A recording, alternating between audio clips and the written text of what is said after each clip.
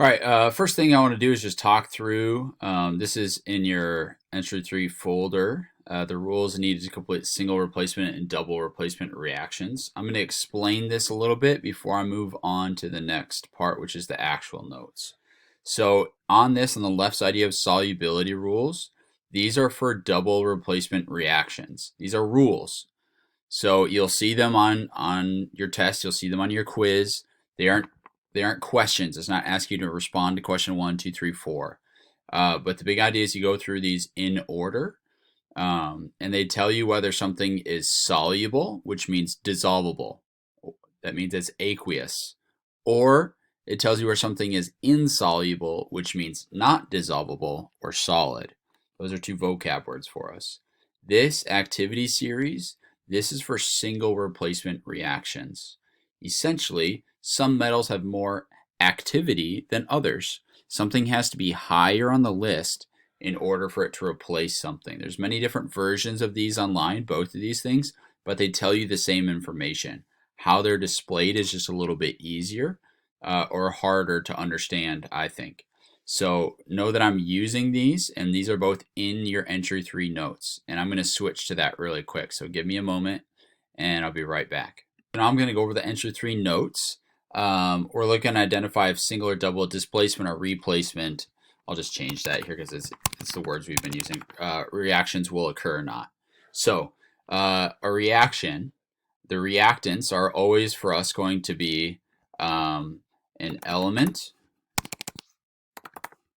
and I'm going to say an ionic compound, period. Okay. And the element is usually a metal. And for us in all of these, it is going to be a metal. Okay.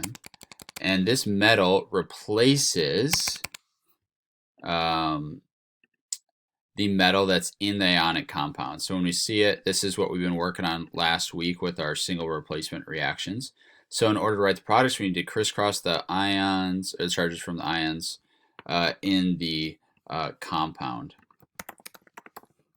Okay. And the element is written without a subscript except sneaky sevens. And for this, the only time we're going to need that is when it's hydrogen. So here, notice I added state of matter symbols now. So we got barium and sodium chloride. So when I crisscross these on the other side, I'm going to get, in theory, sodium solid and barium chloride. Because barium's a +2 and Cl's a -2, that would be my product. And then to balance, I need to put a 2 there. And the rest of these would, a 2 here, sorry, a 1 here, 2 there, and a 2 here. Okay, in theory, that's what our products would be. But the question you need to ask is, will this reaction actually happen? Okay, because not all reactions are going to happen. And that's what this information in this is about. So we need to know about, for single replacement reactions, we need to know about the activity series, okay, which I have listed on this next page. So activity series is right here of common metals. So we're going to use that. In order for the reaction to occur, the metal that's in the element, in this case Ba, I'm going to color these so you can see them. I'm going to make this one orange. Okay, I'm going to make that orange. Ag, orange.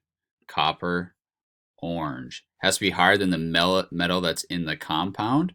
Let's make this color a nice green. The metal that's in the compound, that would be Na. That would be copper in this case, and that would be chromium.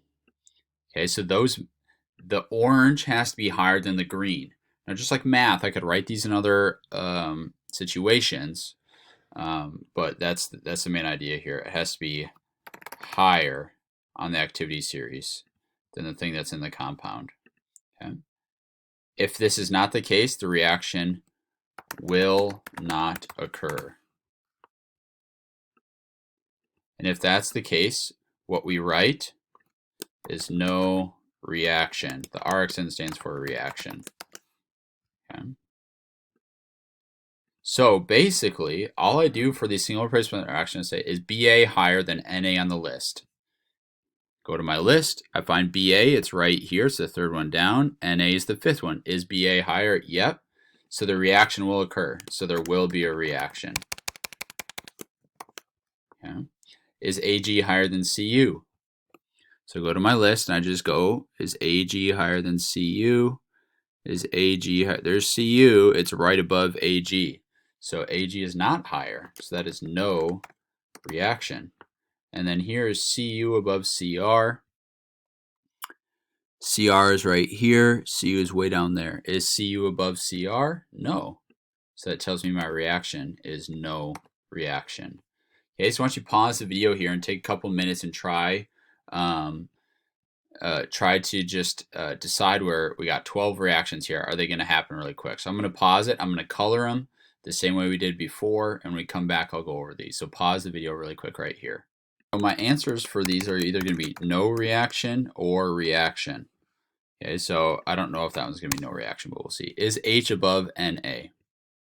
So I just start going down. Most active is Li up here. Is H above Na? Nope, I see Na above it. So that's going to be no reaction. Is Pb above H? Is Pb above H? Pb is above H. Yep, so that one's going to be reaction. Is Li is the top one? Yep, so that will happen. Li is above Na. Is Sr above H? So I go right here, there's Sr, there's H, so yes, it is. So that would be a reaction.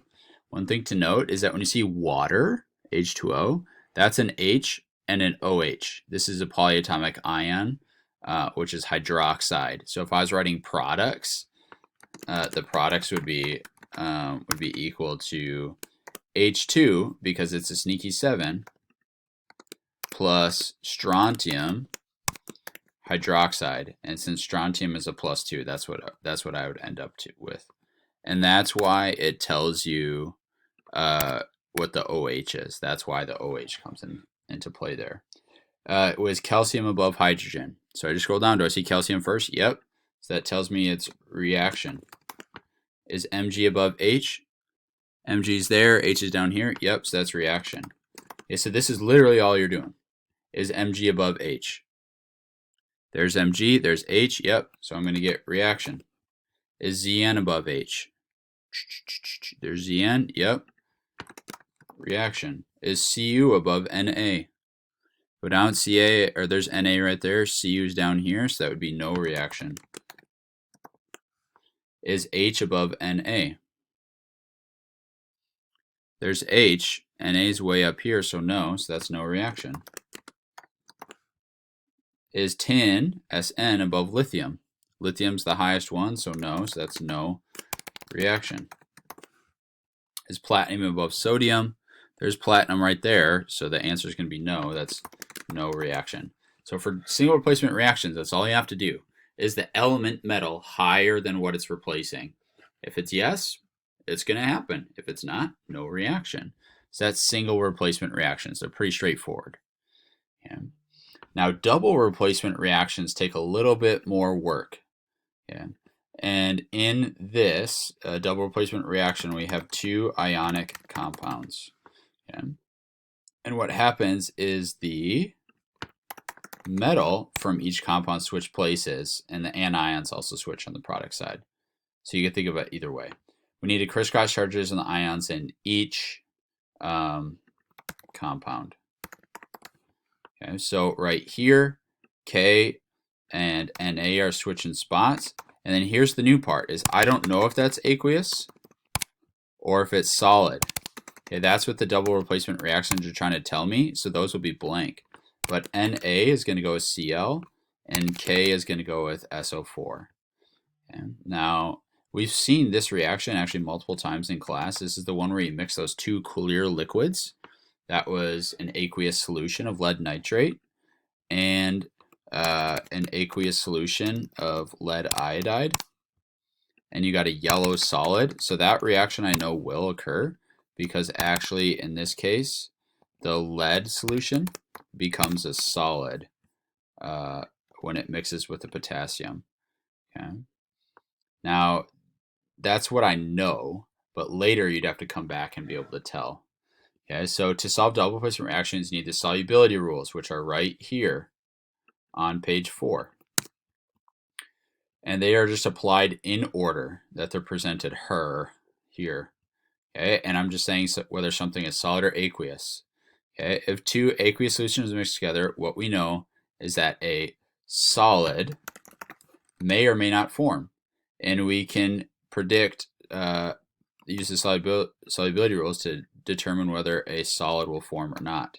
If a solid forms in a reaction, and this is the idea, will occur.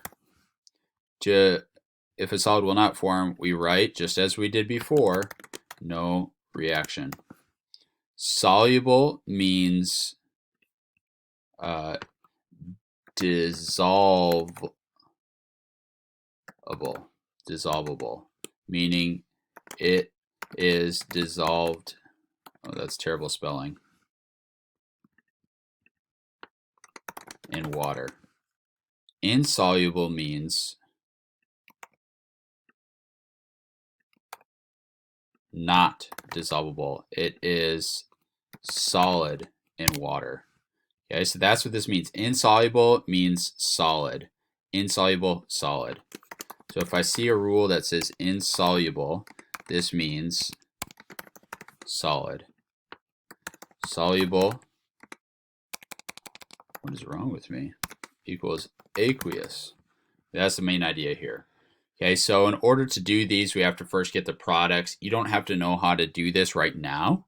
For our entry 2, the part about writing products, you should know how to do it, but to save time, I'm just gonna copy and paste these things back in. So give me 2 seconds, and I'll assume you know how to do it. If you don't, let me know. Using our solubility rules to answer these 2 questions, these 2 products for each of these reactions, are they soluble, meaning aqueous, or insoluble, meaning solid?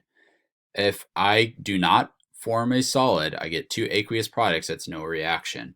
Okay, so I just apply these rules in order. So the first rule is all acids are soluble. And basically for us, those are things that start with H. So as I look at the 6 products I've written here, that does not apply to any of them. Next is all alkali metals, that's first column metals, are soluble. That means aqueous. So that means this one right here with potassium, that's aqueous. With sodium, that's aqueous. With potassium, that's aqueous. With potassium, that's aqueous. Notice that one rule helped me to identify 4 of my solids, or 4 of my things here. And it actually also tells me that this one is no reaction because I have 2 aqueous products. Okay. Next rule says all acetate, perchlorate, chlorate, and nitrate compounds are soluble. This one's already labeled, so I can't change it. Okay, that one's already labeled, so I can't change it. Okay, I go down. Silver, lead, mercury compounds are insoluble. That means solid. That means this lead compound, solid. Okay, so that one's done. Technically, I could balance, but I'm not going to do that right now just to save time. So now I'm looking for something about tin or carbonate. Chlorides, bromides are soluble. Doesn't help me right here. Carbonates, all these things are insoluble. Notice the star right here. There's some exceptions. But carbonate is not one, so that is insoluble. That means solid. Okay, so that's really all you're doing. Since I have a solid in these 2 reactions, a reaction occurs. In this one, because I had 2 aqueous products, no reaction. Okay, so your job now is to pause and just go through these ones right here. Say, based on the rules, is this aqueous or solid? Okay, and then try it for these down here. I'm going to label these really quick, and then we'll come back and go over the answers together. So first rule, and I'm just going to go through all the different products here. Anything that starts with H is soluble or aqueous. That means HCl here. That means HCl here. Notice this is Hg, that's mercury. That's something different. Okay, so that one's are labeled aqueous. Okay, next I have alkali metals are soluble. So anything from the first column, which isn't any of these up here, but it is sodium, it is lithium, it is potassium. Those are all aqueous. All right, and you just go through the rules and you identify them one by one. If you have specific questions, let me know. There'll be more practice up tomorrow. But I'm nearing my time limit, so I just want to say reach out if you have questions. I'd be happy to explain it to you over Zoom. Thanks. See you guys.